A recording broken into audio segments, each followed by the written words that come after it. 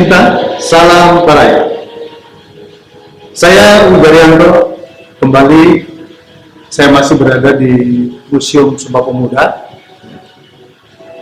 Sebagaimana sebelumnya, saya sudah menjanjikan untuk memberikan penjelasan apa itu Paraya, dari mana itu Paraya, mengapa Paraya, untuk apa Paraya, dan bagaimana sebetulnya kerangka dari konsep Paraya itu sendiri.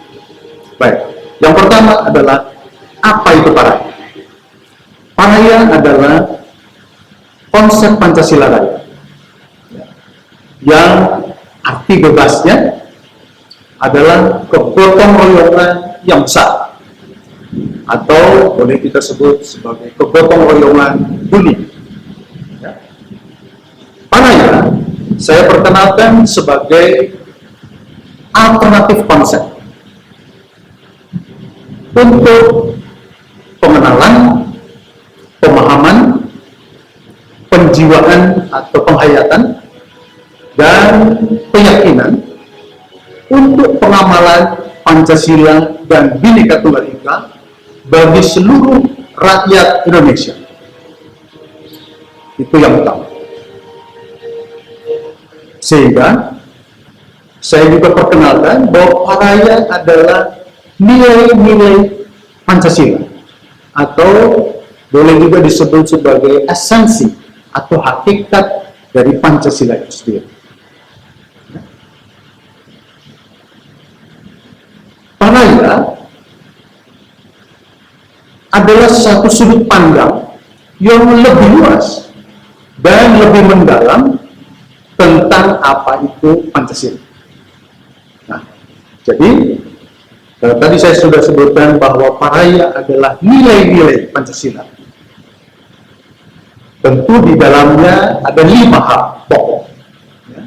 Yang ini merupakan prinsip yang seharusnya sudah ada di dalam diri setiap umat manusia. Yaitu apa? Yang pertama adalah prinsip ketuhanan yang maha sempurna. Untuk kesempurnaan dan keselamatan umat manusia. Ya, itu yang pertama. Yang kedua adalah keberadaban untuk kemuliaan peradaban dan memanusiakan manusia. Yang ketiga adalah Bhinneka Tunggal Ika. Untuk apa? Untuk kerukunan umat manusia. Oke? Dan yang keempat adalah kerakyatan. Ini benar-benar kita gunakan istilah dan bahasa yang sudah ada semuanya di dalam Pancasila. Kerakyatan. Untuk apa? Untuk kedamaian umat manusia. Saya tidak mau menggunakan istilah lain. Saya hanya mau menggunakan istilah kerakyatan. Oke? Dan yang terakhir, yang kelima, adalah kegotong royongan. Untuk apa? Untuk keadil, makmur, sejahteraan umat manusia.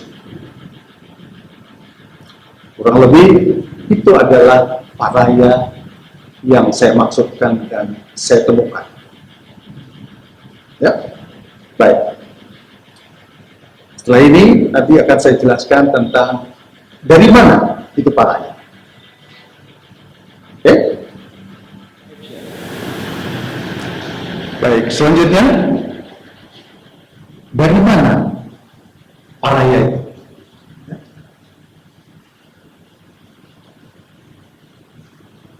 Paraya adalah hasil perenungan yang cukup panjang. Kurang lebih 11 tahun, sejak tahun 2007 hingga 2018. Bagi saya itu perjalanan yang cukup panjang dan cukup berat dan melelahkan sebetulnya. Ya. Baik. Kata Paraya Saya ingat itu adalah tahun 2014 saya temukan. Ketika awalnya saya hanya memberi nama suatu perkumpulan atau suatu komunitas, komunitas paduan suara, alumni paduan suara di tempat saya pada saat kuliah dulu. Ya. Boleh saya perkenalkan saja, tidak apa-apa. Saya beri nama Ikatan Alumni Paduan Suara Jayabaya. Atau karena saya memang alumni Jayabaya. Tentu saya singkat itu menjadi apa? Ika Parai. Setelah itu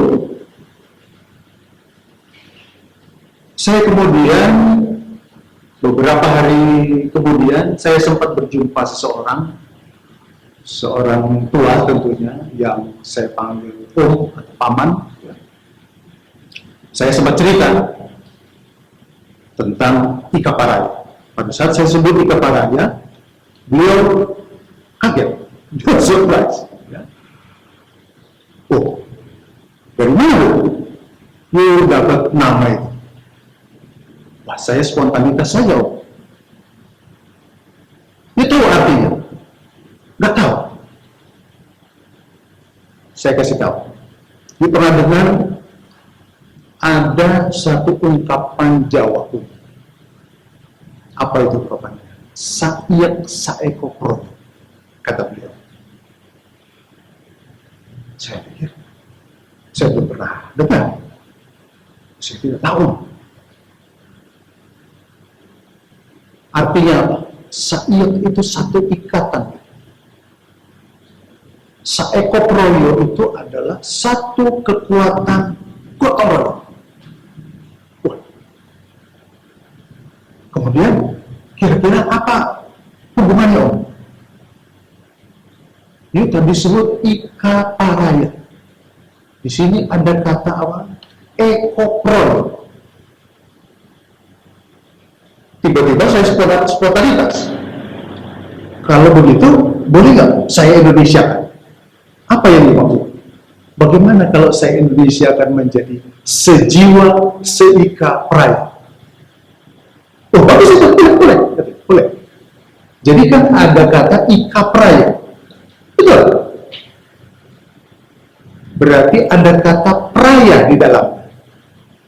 Kalau praya diartikan sebagai gotong royong, maka coba yuk pakai hati menerima. Ada praya, ada paraya. Mana terkesan lebih besar? Oh, paraya. Ya. Jadi artikan itu sebagai gotong royong yang besar. Wah, saya surprise sekali dengan penjelasan ini dari paman saya. Jadi saya nggak bisa bayangkan, saya dapat kata-kata baru, saya dapat istilah baru, ya, dari kata gotong royong yang selama ini sudah saya paham. Sekarang saya dapat kata praya dan kata paraya.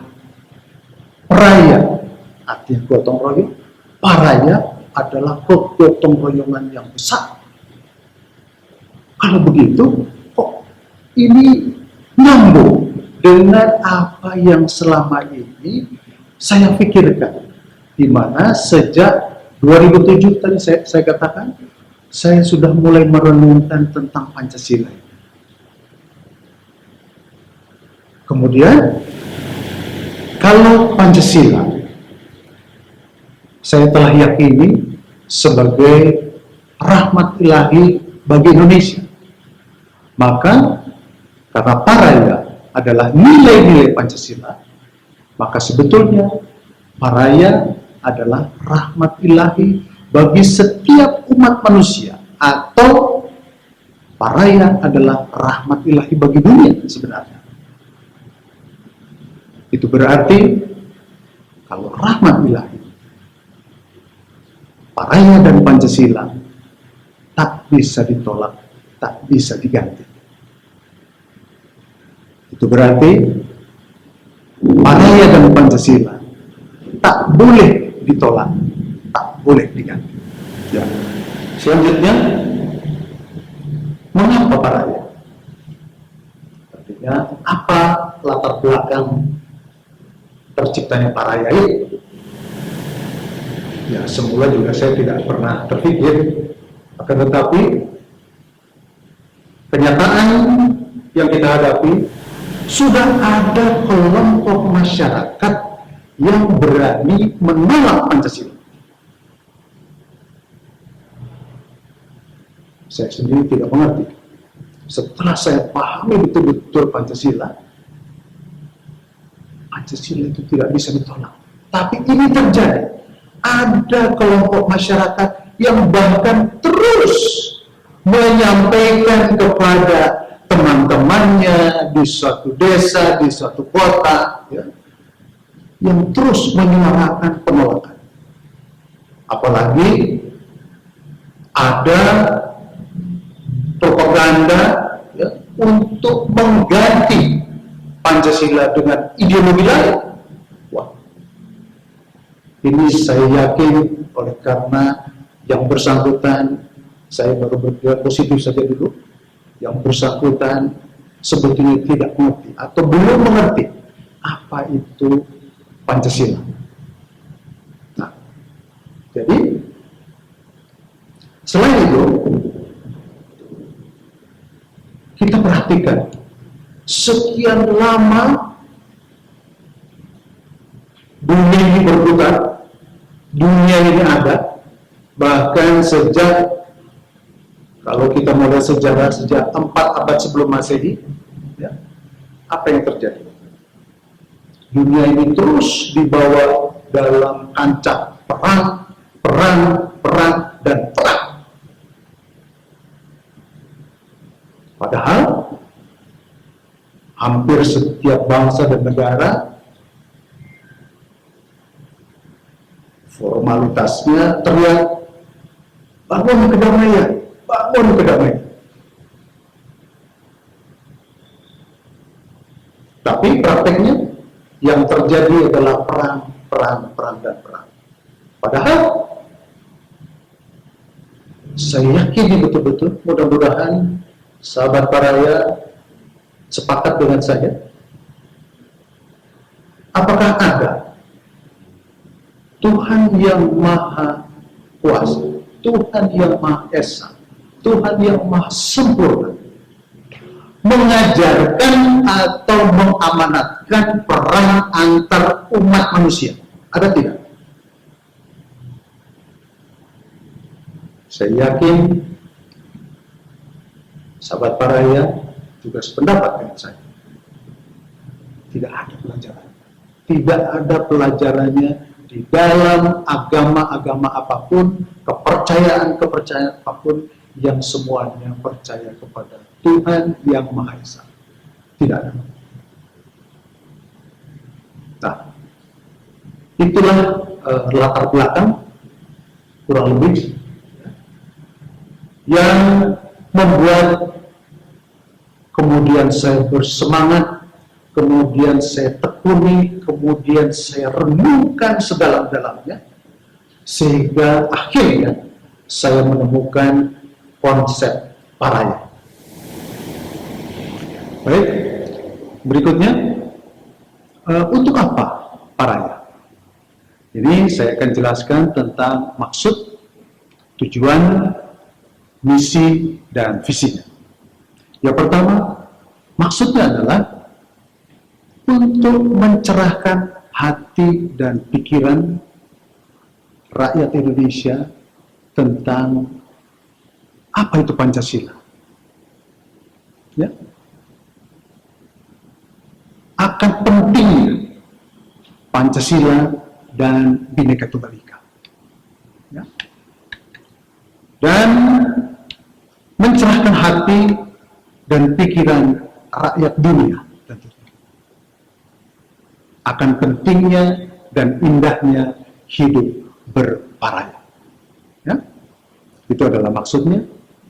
Kemudian tujuannya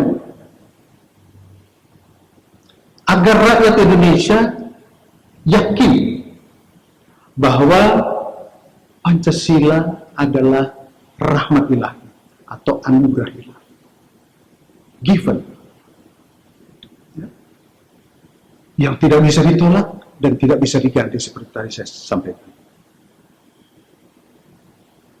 Agar tidak ada lagi ke depan rakyat Indonesia yang gaya-gaya menolak Pancasila. Agar NKRI tidak kehilangan ideologi. Dan agar dunia yakin akan adanya landasan hidup manusia yang universal, ya, lintas suku, lintas agama, lintas budaya, lintas bahasa, ya, lintas bangsa dan lintas tanah air. Oke? Kurang lebih seperti itu tujuan. Dan apa misinya? Misi yang pertama adalah pemurnian untuk penguatan Pancasila di dalam diri rakyat Indonesia. Ya. Dan yang kedua adalah penyadaran dunia untuk mampu hidup bersama dalam kegotong royongan, bukan perang. Kita harus sudah waktunya hidup gotong royong dunia. Oke? Dan terakhir, apa visinya? Visinya adalah tercipta dan terbangunnya harmoni gotong royong, Kebhinneka Tunggal Ikaan, Indonesia Bumi Pancasila, dan dunia bumi paraya. Dan yang terakhir, saya akan gambarkan kurang lebih bagaimana konsep paraya, tapi secara kerangka saja. Di dalam konsep paraya ini, saya akan menggambarkan tentang penelaahan, tentang penyadaran, tentang penggelorahan, tentang pencerahan, dan tentang pengejawantahan. Baik. Penelaahan, apa itu? Atas perjalanan Pancasila menjelang 77 tahun. Dan penyadaran tentang apa? Atas eksistensi panca wibawa bangsa. Nah, ini benar. Dan ancaman-ancaman ideologi asing yang tidak boleh ada di Indonesia.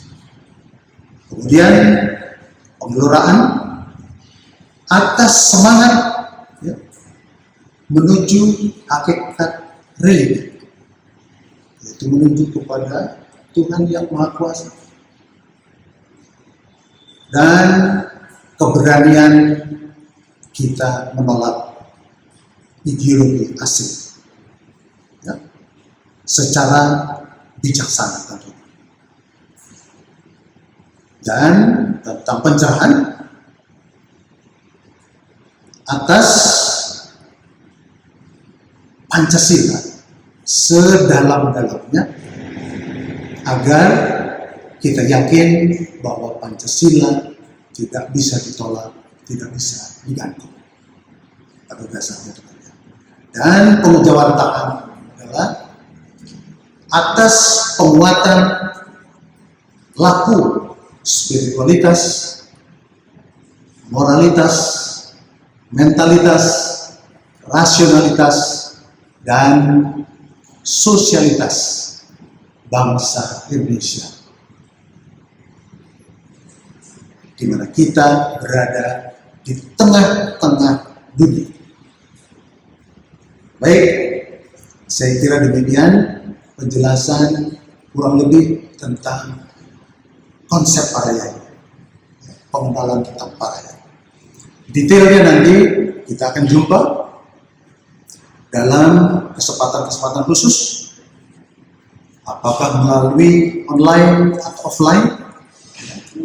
Saya akan share pengumuman selanjutnya agar supaya saudara-saudaraku semua bisa betul-betul paham secara mendalam dan ujungnya harus yakin Pancasila.